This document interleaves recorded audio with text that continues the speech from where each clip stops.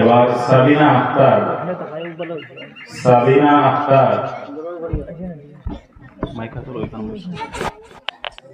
প্রশ্ন, মহান আল্লাহ তাআলার সিফাতি নাম কতটি ও কি কি, অথবা নবী মুহাম্মদ সাল্লাল্লাহু আলাইহি ওয়াসাল্লামের 99টি নাম মুখস্থ করো।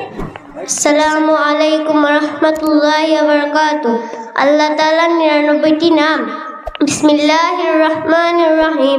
হুয়াল্লাহুল্লাযী লা ইলাহা ইল্লাহু আর-রাহমানুর রহিমুল মালিকুল কুদ্দুসুস সালাম আল মুমিনুল মুহাইমিনুল আজিজুল জব্বারুল মুতাকাব্বির আল খালিকুল বারিউল মুসাউwirul গফফারুল কাহ্হারুল ওয়াহ্হাব আর রাজ্জাকুল ফাত্তাহুল আলিমুল কাবিদুল বাসিত আল খাফিদুর রাফিউল মুইজ্জুল মুজিল্লুস সামিউ আল বাসিরুল হাকামুল আদলুল লাতীফুল খবীর আল হালিমুল আজিমুল গফুরুশ শাকুরুল আলী আল কবীরুল হাফিজুল মুকীতুল হাসিবুল জলিল الكريم الرقيب المجيب الواسع الحكيم الودود المجيد الباعث الشهيد الحق الوكيل القوي المتين الولي الحميد المحسن المبدي المعيد المحيي المميت الحي القيوم الواجد